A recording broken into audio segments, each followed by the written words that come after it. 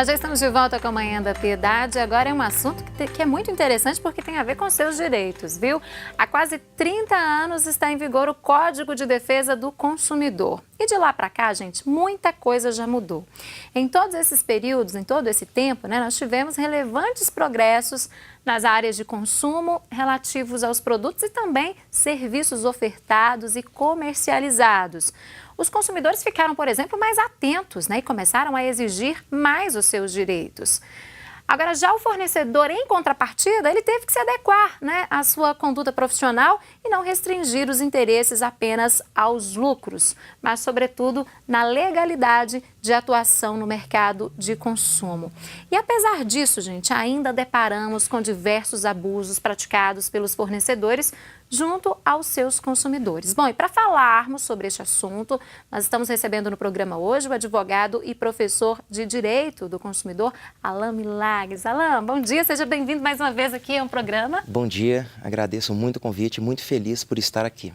Bom, nós falamos do Código de Defesa do Consumidor, que mudou muito, mas mesmo assim, alguns fornecedores ainda abusam, Hoje, quais são as principais reclamações que a gente tem no mercado, Alain, de prestação de serviço ou de compra de produtos? Isso, é bom destacar que na semana passada, no dia 15 de março, nós comemoramos o Dia Internacional do Consumidor, E como você mencionou agora há pouco, há quase 30 anos da vigência da Lei 8.078 do Código de Defesa do Consumidor. E as principais reclamações, elas ainda são no que tange às telefonias, os planos de saúde e principalmente as transações de compra e venda pela internet, que é o e-commerce.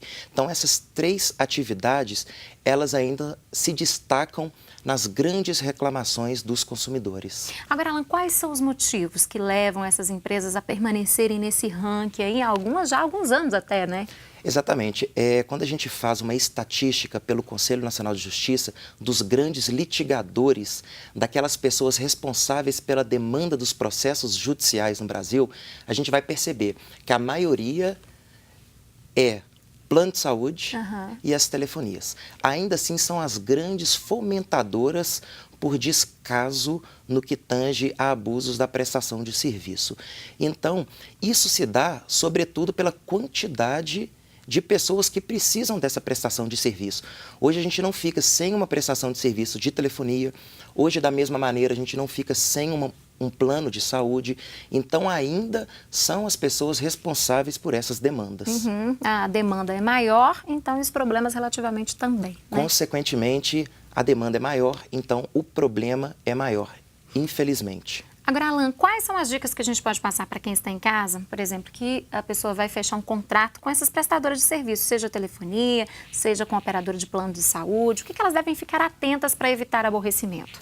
Olha, no que tange ao plano de saúde, por exemplo, é analisar principalmente o contrato, é ter conhecimento do Código de Defesa do Consumidor. O Código de Defesa do Consumidor, ele não prescreve, ele não atende todas as situações. Ou seja, as pessoas precisarão, por exemplo, verificar os procedimentos da ANS, que é a Agência Nacional de Saúde, verificar os procedimentos de saúde referente à ANS, ou seja, para verificar se o que este consumidor almeja, espera do plano de saúde, está elencado naquele rol.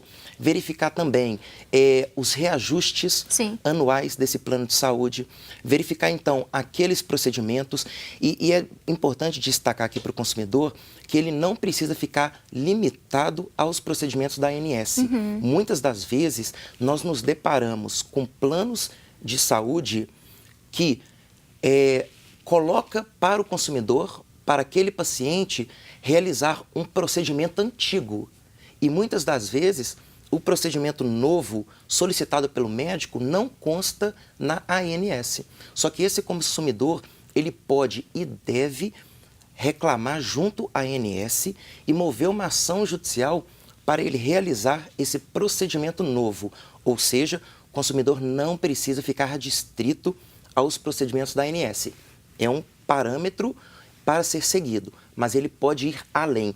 Ele pode, sobretudo, ligar, fazer reclamações para a ANS e sugerir outros procedimentos que não estão na ANS. Então, caso ele entre no site da ANS, não encontre um procedimento que foi pedido pelo médico, um procedimento novo, atual, ele pode ir atrás e dessa forma ligando. O primeiro passo é ligar para a ANS? Pode, porque muitas das vezes o procedimento antigo, ele pode acarretar algumas sequelas naquele paciente, então ele não pode se sujeitar ao procedimento antigo. Então a primeira coisa que o consumidor deve fazer é entrar em contato com a ANS, fazer a reclamação e sugerir aquele procedimento novo. E principalmente, pedir para aquele médico a justificativa para a utilização do plano novo, do procedimento novo. E aí, com uma ação judicial, certamente, através de uma liminar, ele vai conseguir essa realização dessa cirurgia pelo procedimento novo. Agora, se for um caso mais urgente, uma cirurgia mais urgente, um caso mais grave, tem como agilizar isso também, Alan? Tem. Judicialmente, a gente sabe que as demandas judiciais, elas se eternizam no tempo, infelizmente, pela quantidade de processos. Só que nós temos as liminares, que significa que o juiz ele pode antecipar os efeitos daquela sentença. Então, se o consumidor, aquele paciente, tem documentos que comprove que ele precisa de imediato realizar aquela cirurgia e que a cirurgia precisa ser adotada pelo procedimento novo, que não consta no rol da ANS, o juiz ele pode sim conceder e obrigar que aquele determinado plano forneça e conduza aquele procedimento. Ok. Agora, no caso da pessoa se sentir lesada, né, por uma dessas empresas aí, seja telefonia, seja plano de saúde, seja um banco também, né, que é muito comum essas reclamações contra agências bancárias, qual que é o primeiro passo? Olha, o primeiro passo é o consumidor ficar ciente de que está sendo lesado um direito seu, através do Código de Defesa do Consumidor, e buscar esses órgãos que auxiliam a defesa do consumidor. Por exemplo, as agências reguladoras, a ANS, que eu acabei de citar, a Anatel, o PROCON. Ou seja, através desses órgãos administrativos, o consumidor pode buscar os seus direitos. Na impossibilidade de resolver o problema através desses órgãos, aí sim, o consumidor deve procurar um advogado para se valer da justiça para conseguir fazer valer os seus direitos. Agora, mesmo com essa conscientização toda que a gente acabou de falar, com a informação, né, o consumidor ele está mais atento, ainda há casos também que as pessoas preferem deixar para lá? Infelizmente, né? Eu falei agora há pouco que os processos judiciais eles demoram muito, né? E a culpa a gente não pode atribuir a X ou Y, né? A demanda e o judiciário não consegue suportar essa demanda. A demanda é muito grande. A demanda é muito grande, então, consequentemente, o tempo desses processos são maiores. Então, muitos consumidores, eles optam por deixar de procurar judicialmente seus direitos. E os fornecedores, em contrapartida, infelizmente, eles aproveitam dessa situação.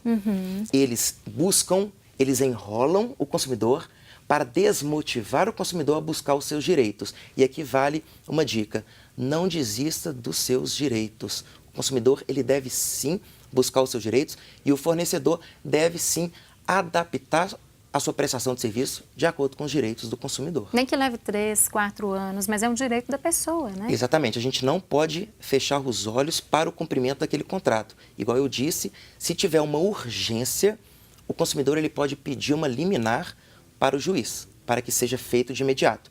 O processo, certamente, ele vai continuar. Agora, para as empresas de telecomunicação, no caso, que a gente vê tantas reclamações, né? Você disse, lidera aí o ranking, né? O que falta ainda?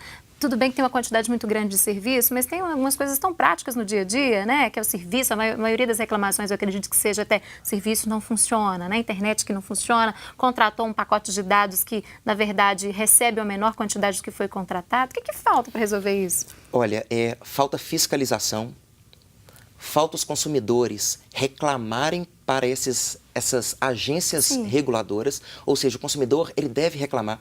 Se o consumidor não reclama e não registra a sua insatisfação, estatisticamente, as agências reguladoras vão achar que está tudo certo. Que tá tudo certo. E, na verdade, não está.